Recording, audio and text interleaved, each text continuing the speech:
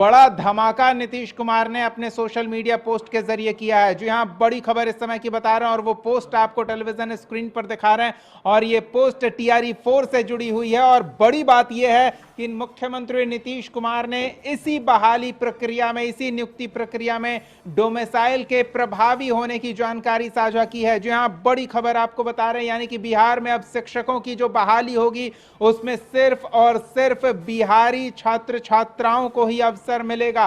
बड़ी खबर इस समय की आपको बता रहे हैं, शिक्षकों की बहाली में बिहार के निवासियों यानी कि डोमिसाइल को लेकर प्राथमिकता देने हेतु शिक्षा विभाग को संबंधित नियम में आवश्यक संशोधन करने का निर्देश दिया गया है। ग्राफिक्स के माध्यम से आपको थोड़ी जानकारी दे दें, शिक्षक बहाली में डोमिसाइल लागू होगा। मुख्यमंत्री नीतीश कुमार ने इससे संबंधित निर्देश दे दिया है। बड़ी खबर इस समय की आपको बता रहे हैं, टीआरई 4 से ही लागू होगा डोमिसाइल, यानी कि इसी बहाली प्रक्रिया में सिर्फ बिहार के स्थायी निवासी परीक्षा में शामिल हो सकेंगे।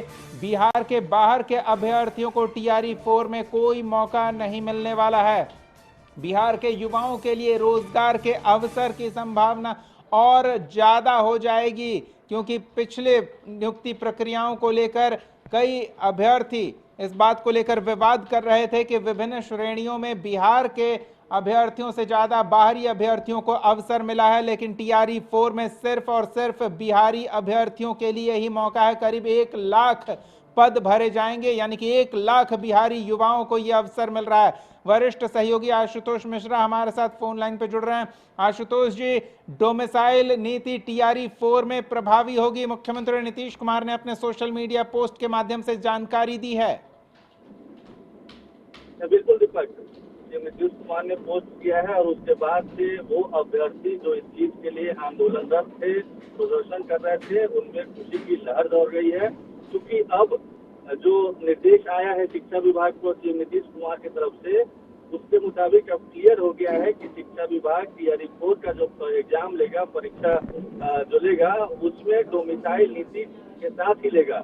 यानी कि अब टीआरई 4 में बिहारी ही सिर्फ फॉर्म भी भर सकेंगे और बिहारी ही चुने ही जाएंगे। इससे पहले तक ऐसा नहीं था। टीआरई 1, 2, 3 में जो पहले वाली व्यवस्था थी वो बिल्कुल इससे इतर थी, यानी कि उस समय बाहरी राज्य के जो भी अभ्यर्थी थे वो लोग भी आवेदन करते थे और वो लोग भी चुने जाते थे।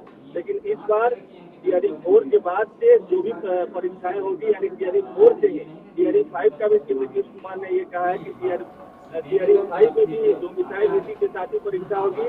और टीआरई 5 के ठीक पहले जो स्टेट की मांग कर रहे थे, उनके लिए उन्होंने निर्देश दिया शिक्षा विभाग को कि टीआरई 5 से पहले स्टेट की भी परीक्षा ले ली जाए।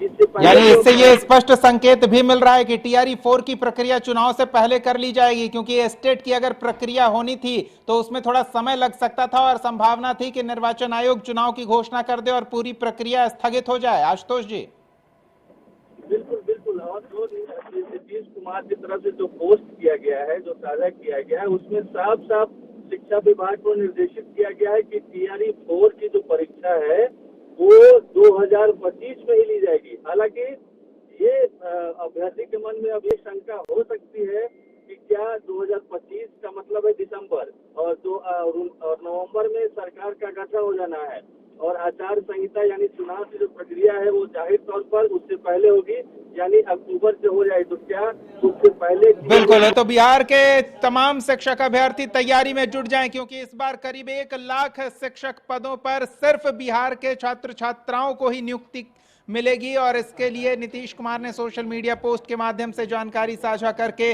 आश्वस्त करा दिया है, जो मांग थी डोमिसाइल की उस मांग को पूरा कर दिया गया है।